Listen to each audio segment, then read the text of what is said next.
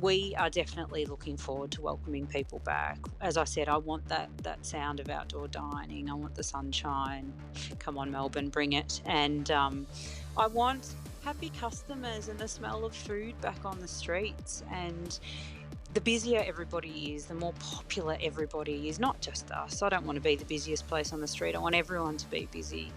Melbourne is so proud of its cafe culture. It's something that the city prides itself on. And when people think about what they're missing in Melbourne town while we're not allowed to hang out in cafes and restaurants, I think a lot of people see a beautiful coffee in front of them, perhaps some breakfast that they haven't had to make themselves. And yeah, maybe they're sitting there with a friend talking, maybe they're reading the newspaper, but I think cafe life is something that we are all missing. Today, we are speaking to somebody who is an expert at creating that great feeling in cafes. Her name is MJ Daffy, and Carter Lovett is the cafe of hers that I've been to most recently. And in fact, I was there on a very auspicious day in 2020, wasn't I, MJ? You were indeed, Dani. Welcome to the podcast. Yes, I was at Carter Lovett doing an ABC radio segment on the 1st of June, which was the day that Melbourne was allowed to open for the first time after lockdown. And goodness me, it was a really, really buzzy feeling. Numbers were restricted, of course, but it was amazing, wasn't it? It was an exciting day. We were incredibly excited. Customers were overjoyed. You know, the eggs were poaching, the coffee was brewing. It was all back on, and I think we all felt, you know, that excitement, that return to some semblance of normality, which we're, you know, all craving so desperately. And yeah, it is just the coffee, but the just the coffee is part of our daily life, and it brings us together. It's a conversation. It's where you run, you know, your cafe is where you run into your friends. You know, you drop off the kids on the way to school, and you run into the mums or the dads, or, you know, office workers before they jump on the train. And you know, that world may have all changed, but we're still here, and we still want to be that little part of the day that brings you some normality. Yeah, look, I mean, all those things you talk about speak of community, and I know that community is really at the heart of what you and your husband Jim create when you do your businesses. Can you talk about where that comes from in your life? Like, why is that so central to the way that you do hospitality? Yeah, so I guess really it goes back to my roots. And I grew up in the Otways in a tiny little town, and we had a general store and a pub. And that was in the 80s, you know, growing up. And they were part of the daily life. We'd go and get a coffee, or more often than not, you know, a juice out of the fridge, and the daily newspaper. But it was really about running into people, hearing how everyone was, saying hi to the general store owner, or, you know, going to the pub, not myself personally, but, you know, my parents for a counter meal. That was the special occasion place. You know, we supported our local community through these venues, but we supported each other through these venues. It was a meeting place. And I guess when I moved to Melbourne and I got into hospitality, I didn't really know it at the time, but I felt that yearning to have that in Melbourne. And so we opened our first business in Bentley, in a sort of outer suburb in Melbourne 8 years ago. And one of the first things we did at the time, was try to connect to the local schools and offer cooking classes, or offer, you know, a class to come into the cafe. And yeah, I guess it was as much about business and connecting to the community, but also about us embedding ourselves in the community, and not just we didn't want it to just be transactional. And I think we've continued that. We've done 4 businesses, 4 cafes since, one in Elsternwick, one in Gardenvale, and now this one in Elsternwick again. And we've got a great following, but I think we've built up a beautiful community. And I guess if I look back to it, it comes from my roots. Also, sorry, Dani, my business partner, who he didn't start with us. in Bentley, but he, as a business partner, but he was our head chef and he's from the country as well. So I think it's just sort of embedded in who we are. And how important has that been, that sort of pillar of hospitality, been through 2020? Oh, integral to our business, absolutely. I think when it first hit COVID and we closed down in March, we actually we closed for a period of 4 weeks because we hadn't set this up at all to be a takeaway venue. Our previous businesses, we had a takeaway component to the business, but when we started Carter Lovett, we sort of wanted to up the ante a little, and we really wanted to sit quite comfortably in that sort of cafe bistro zone. So we opened really with a very, very select takeaway offering. We didn't have a fridge set up. Or a front counter set up where there was a display cabinet of any sort. So when COVID hit and it was takeaway only, we really had to take some time and reimagine our business. And so we did. We took the 4 weeks and came back. I think with a vengeance. I'd like to say, and with enthusiasm. We're here. We're able to trade, and we have a community to serve, and we want to be here. We want to serve people, and we want to be that consistency during the day.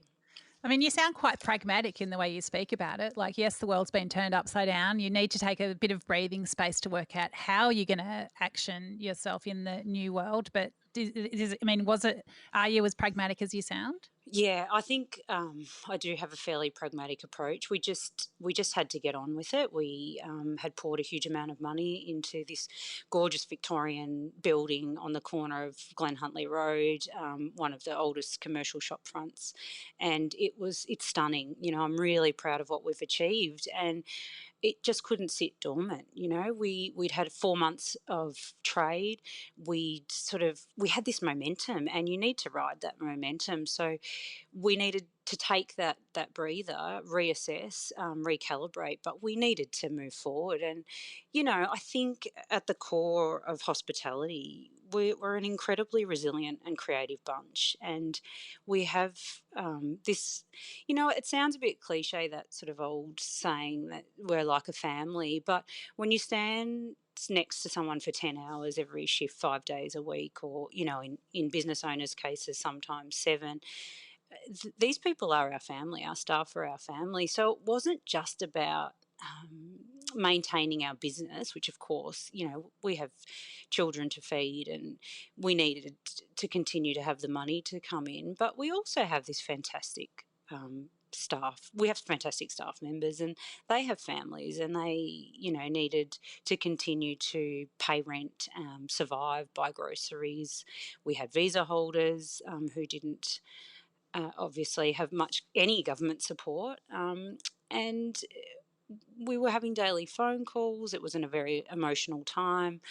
We needed to push on, and so I think as a group we're quite pragmatic, but I think the hospitality industry as a whole is incredibly resilient and creative. I've always said that. Mm. So how did you serve your community through this period? So I guess we started, quite basically. We got some display cabinets made up, and we filled them with things that we thought people wanted from a cafe offering. So, your danishes and your sweets and baguettes and lovely meatball subs and things like that. But and your coffee and juices and things. But once we were trading again, we started to really work on that offering. And I think, at the beginning, there was that sort of knee jerk reaction. We just need to get open and continue to trade. What does that look like? Once we were in it, we realised that the whole service industry was different. People wanted the same fare that they were used to getting, and they wanted it take home. We started offering take home meals that we were doing for our night service, and that was really successful as well. And then we started to add things that I guess we would never ordinarily have done, but we started to add items from our menu dine-in takeaway during the day as well. So our salads, our birches, our panna cottas were sort of our basic, but then we upped that and started sort of serving some grilled salmon with our salads and grilled chicken, and it sort of just grew from there, and that became quite popular as well. And I think, the silver lining from it all is that it sort of, COVID has in some way revolutionised the way that we do take away and take home. And I don't mean just us personally, but, Victoria as a whole. And I think that that's there to stay, actually. And I think it's exciting that it is there to stay. Well, at the moment in Melbourne, a lot of the conversation is around outdoor dining. How are you feeling about that? Well, Melbourne is Melbourne. So we have very unpredictable weather to contend with, and they are predicting a wet summer. So, you have that on one hand, but on another hand, I kind of, maybe not in a city. We're in Elsternwick, so um, a suburb. We have these beautiful wide streets. If we can do it and do it really well, we're really lucky. We have this fantastic outdoor area on the east side of our building, and it runs down the street. So we are one of the lucky ones, and I completely understand that. But I have thought about those sort of, balmy nights, and if it's possible in Melbourne, but, walking down the street and having that beautiful sound of dining outside, the clink of glasses and the laughter and the joy of people coming together again. And I was saying it to someone the other day. I was listening to your podcast with Jason Jones, and he was talking about the outdoor dining opposite Entrecote in the park. Like, how wonderful. That reminds me of Melbourne Food and Wine Festival long lunches. It's one of my, fondest memories of Melbourne. And to have that as a possible permanent over summer in Melbourne, I think is something to really look forward to if it can work. I guess I'm being quite positive about it. I know that there are so many, negatives that we can pull from it, but I think if that's just what it's going to be, we need to try and look for the positives. Mm.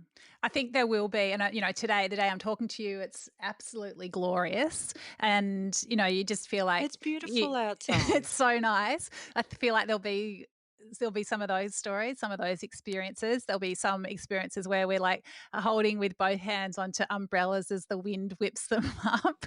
Yeah, totally. And yeah, Yeah, like that's the frightening side of it. yeah, wondering wringing out rags to wipe seats down and all that sort of stuff. So, look, we know that it's not going to be one long picnic, but there will be some beautiful picnic days in amongst it. Um, and I guess speaking about that, at the moment we are allowed to have picnics delivered to us or pick up picnics to take to the local park. Tell me what you're doing in that regard, and whether that's another opportunity to really think about your customers and what they want from you. Yeah, absolutely. So every time, I mean, I think I used this before. We have consistently had to reimagine our business, and that has been probably the most challenging. So we started with this sort of basic takeaway, or not basic, but a usual takeaway cafe fare, and then we upped that to the take-home meals, and that was incredibly successful. And from there, we decided, well, we're not opening nights, and we'd opened 4 nights. We've got this, beautiful new kitchen. Why don't we utilise that? And so we actually put on a burger night, which, we never opened to become a burger shop, but we thought, what can we do that, people are going to understand, people are going to have the funds, because, there's a lot of people that have lost part or all of their employment.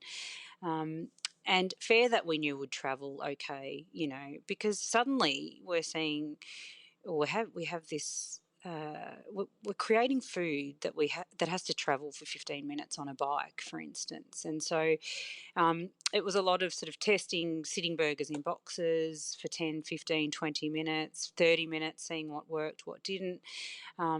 So we opened that. That was fantastic. Friday, Saturday nights, and we're still, we're still going to do that until we can open for sit-in dining again.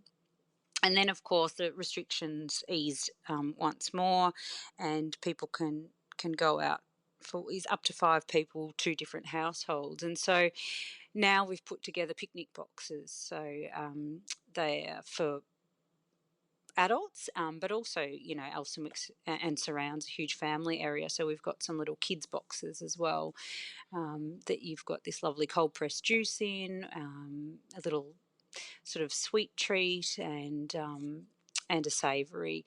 And we got these gorgeous little happy stickers made up, really colourful, that our graphic designer actually designed at the start of COVID for the ICU wards. His wife is a nurse, and it was I See Love, and they're really gorgeous and happy. And we've used them the whole way through, actually, just as a little bit of a take home, you know, sparkle of energy, a bit of fun, just to remind everyone that, yeah, we are living through unprecedented times, but we're all still we're here, and there will be we'll get through this. There's light at the end of the tunnel, and we're almost there.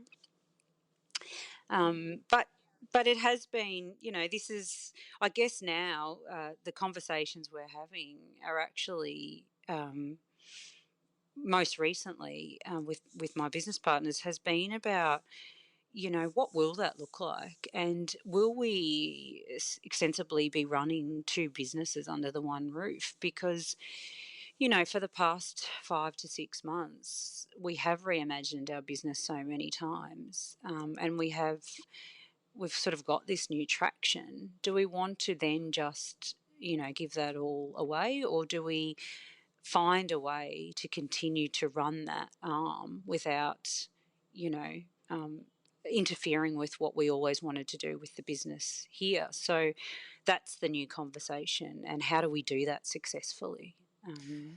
And that will come with its own challenges as well. Yeah, well, I suppose there are so many variables, and when diner numbers are still restricted, as I believe they will be for a good while, then I mean, it's not that you would have had so much fat in the business that you can afford to, I don't know, drop 40% or whatever it might be and just, toddle along merrily.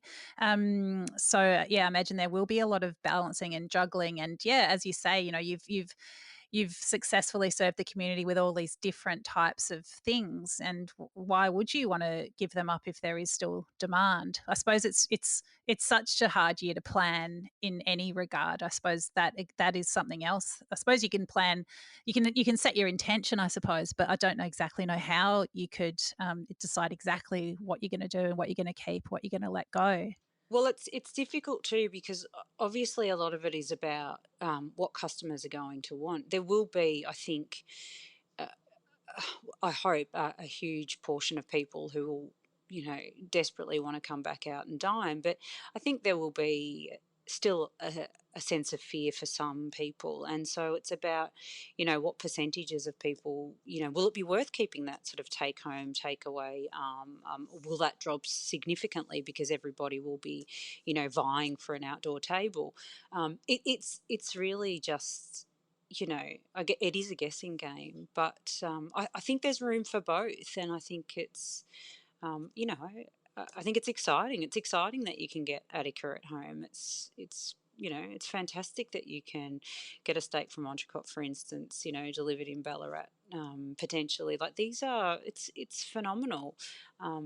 But also, I can't wait to go home and, go down to Lorne and eat at one of the beautiful restaurants, along the waterfront there. And I don't know. I think that, yeah, as I said, I think there's room for everything, but how much of that we keep and how much we'll have to let go is yet to be decided. Mm. Yeah. So let's talk about, I guess, the structure of the industry. And it wasn't all roses for restaurants before COVID. Can you talk about, how hard it has been to run your cafes and whether you think there should be structural changes to the industry? Yeah. So look, I think the hospitality industry had its flaws. pre-COVID, and I think that COVID has just exposed the vulnerabilities of the industry. Um, it's been increasingly difficult to make ends meet for many businesses in the industry. The margins have become so thin, with the increase of wages and payroll tax, and the increase of goods has gone up considerably. Purchasing goods and what we pay for quality is increasingly more expensive, and yet at the other end, we're not charging that on the menu. The idea of paying $4.50 for a coffee is outrageous, and yet I think in the 8 years that we've been in cafes, we would at least be paying, maybe $5 to $10 more a kilo. So we're not. It doesn't balance. Nothing balances. And so I guess I really believe there needs to be an overhaul of how it works, because what we're going to see, I think, is really good operators, young operators that would love to get into the business, like me and my husband were 8 years ago. They won't be able to break in. I think there's been a movement, particularly in the cafe scene, into interior design, and look, we got caught up in it as well, but there's this real sort of push for this phenomenal new amazing looking business, but people don't have those funds unless they've bought and sold businesses or had money injected from other places. So I think that's sort of one part of it. Another part is, and I guess one that I've been increasingly concerned about is, and I don't know how to balance this, because I've been an employee and I've been an employer, so I really understand both sides. But wages is a real issue, and weekend, the pay differentiation between weekend and days. It's really difficult for us. We might have a 16-year-old, for instance, come in and give me a resume, and I'd love to give that person a chance, but I need to train him or her from the ground up. And I have somebody else who, with 15 years experience, that will get the same pay rate for the same working hours. And I know which one that I'm going to choose. I'm going to choose the more experienced. And so I think, how do we balance people giving up their weekends, lack of experience, and also, people, employers doing the wrong thing? I don't want anybody to be taken for a ride. That's not at all what I'm suggesting, but because I've been on the receiving side of that as well, and that doesn't feel nice. So I guess we need that. I feel like that needs to really be looked at. I don't have the answers, but um, I, I feel like we're at risk of, what will hospitality look like in 10 years' time? And will young kids who desperately want the opportunity to work in good businesses be given the opportunity if there's not some sort of pay grading structure, um, that, yeah, that can work for business owners? And I think payroll tax is a huge issue. It's a huge issue, that I'd like to see, worked on and potentially abolished. So I think that they're the main points that I see as, points that needs to be worked on moving forward. Yeah. Yeah, I mean, you need young adults coming into the industry, of course, being rewarded fairly, but for it to be understood that if they're inexperienced and you need to put in the extra time to train them, they might be putting a toe in just as much as you're trying them out. It does seem like it's to the industry's benefit for there to be some accommodation for those various needs and those differences. One body in a room is not necessarily doing the same as another. Of course, There should and there should, it's, yeah. I mean, obviously we have that pay structure within a kitchen, but I think I'm speaking more front of house. It's, I started, and I'm not saying that this is necessarily right. I started at a very low pay grade, in in Lorne, and it was a holiday season and it was crazy mad, and I loved it. I absolutely loved it, but I got trained from nothing to something, and then I came to Melbourne and I had the skills, and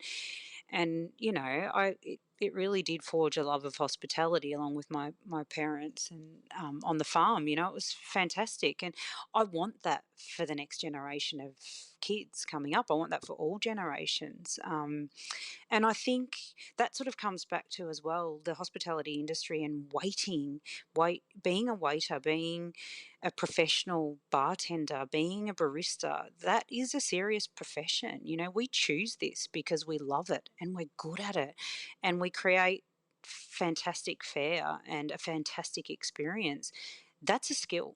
It's an absolute skill. And I think the more people that can recognize that, and not just within our industry, but from outside, um, the better. The better it will be for everyone. And if anything, I think COVID may help that.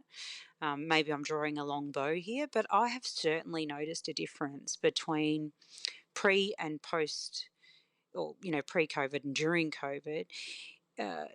Sometimes there was barely eye contact when someone ordered a coffee pre-jumping on a train because they had to, get into work in the city, and it was go, go, go. Now those same people, they have the time, they have the time to stop and appreciate the conversation, the eye contact, someone taking the time to make a beautiful coffee. Yeah, it's a coffee, but it's really well made, and it's presented in a gorgeous cup that's been thoughtfully designed by a designer to make you happy and the experience better.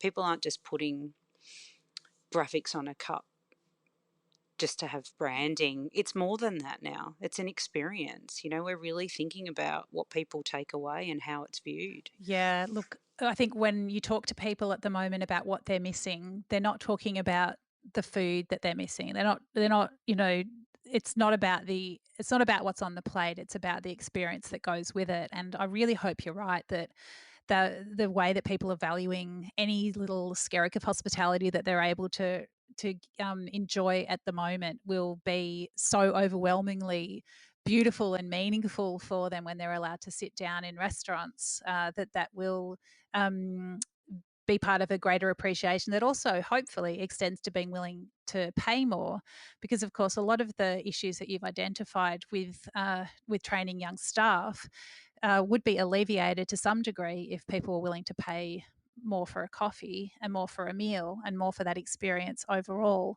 So I wonder what you think about that. I mean, we are in a very interesting economic times now. A lot of people have got less money to spend on discretionary items. But I mean, does it need to be reflected on the menu?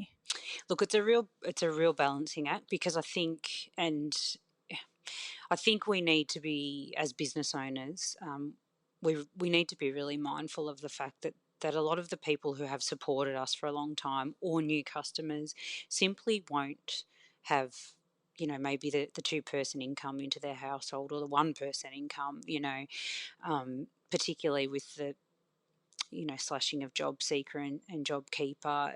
Times are tough. They're really tough for people. So I think there has to be a balance. Yes, maybe we have to increase prices of certain things, but is there a way that we can balance maybe our menu? Maybe we don't run such a large menu. Maybe we run a more compact menu, which means we don't have so much stock in the core room, or, perishable potentially goods. And, maybe it's just us running our businesses smarter.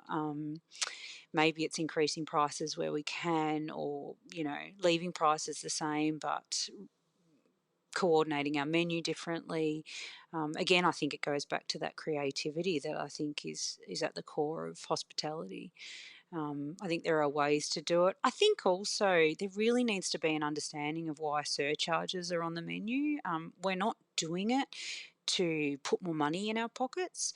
We're doing it because we really need to do it in order to pay the staff. And I've had, I do the social media for our businesses, and I've had some really interesting, very irate conversations with customers who refuse to ever come back because we put a surcharge on Sundays on our menu. And maybe it's just, that sort of understanding, I think, is really not there, that we're not doing it to line our pockets. We're doing it as a necessity.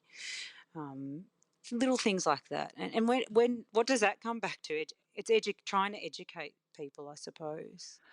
Yeah, that is that's a very tricky one, but I suppose that, perhaps that's the same person that would never go holiday somewhere in high season. I mean, that's the comparison, isn't it? It's like, Yeah. you know, well, it's not even a fair comparison, because I guess things are more expensive in high season because there's more demand, but that's actually nothing to do with demand. It is, as you say, it's not touching your pockets. It's just going straight into it's like a legislated extra expense that you have on a Sunday. So yeah, it is, look, of course, it's education, it's understanding, and it's a willingness to listen, I suppose. Yes, and realise that we're not putting the prices up on the menu, on a Sunday. We're not giving out an alternate menu.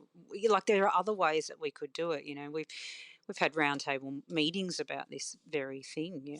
Should we just give out a different menu that doesn't actually state a surcharge with different prices? Like, but then we feel like somehow we're deceiving customers. Like, it is, and the worst thing that you can ever do is presume that anybody isn't smart enough to clue on to something like that as well. So, we've always been very transparent about the way that we run things. And, yeah, is there a wrong or a right? No, absolutely not. There's just I think, a huge grey area. And I guess that's what I'd love to have looked at. Yeah. Well, MJ, do you want to just finish off by giving us a little manifesto for spring and summer in Melbourne? What do you think it's going to be like? What's your mindset going to be? How are you leading your team through it? Is there going to be some marvelous Melbourne ahead for us? Yes, absolutely. We are looking towards marvellous Melbourne. I think, you know, October 19, it's the date that we're all sort of heading towards. Let's hope it's good news from Dan Andrews. But we've said worst case scenario, end of November, we're going to be operational dine-in to some degree. Now, whether that's, for us, we have an amazing outdoor space that's sectioned off, so we're looking, worst case 30 outside, 10 inside. That's 40 people. That's 40 more than we could have, today, that we can have today. So we are definitely looking forward to welcoming people back. As I said, I want that sound of outdoor dining. I want the sunshine. Come on, Melbourne, bring it. And I want happy customers and the smell of food back on the streets, and the retail open. For us, we're a major shopping strip, in Elsternwick, and the busier everybody is, the more popular everybody is, not just us. I don't want to be the busiest place on the street. I want everyone to be busy. That's always sort of been our motto. Again, going back to community, I want everyone out and, almost that European feel. Can we do it? I think we can. I know that our staff are ready, and I really hope that, I think Victorians are amazing. We're amazing. We're a resilient bunch. We can do this, and that's sort of how we're looking at it, and we're going to move forward with that. I love it, MJ. So good. So fantastic to get your perspective, to get a little blast of your energy, and that great warmth and welcome that you give to your customers, your community, and of course to your restaurant family. Thanks so much for doing what you do, and yeah, thank you for sharing with the Dirty Linen audience today. Thanks, Dani. Thank you. This is Dirty Linen, and I'm Dani Valent. We air the issues that the hospitality industry finds hard to talk about. We spend a week thrashing around each issue, hearing from different people with unique perspectives. We want to hear from you as well. If you have something that needs to be said about a topic, get in touch so we can include your perspective. Contact us at dirtylinen@deepintheweeds.com.au or hit us up on Insta at Dirty Linen Podcast. We can't wait to hear from you. This is a Deep in the Weeds production.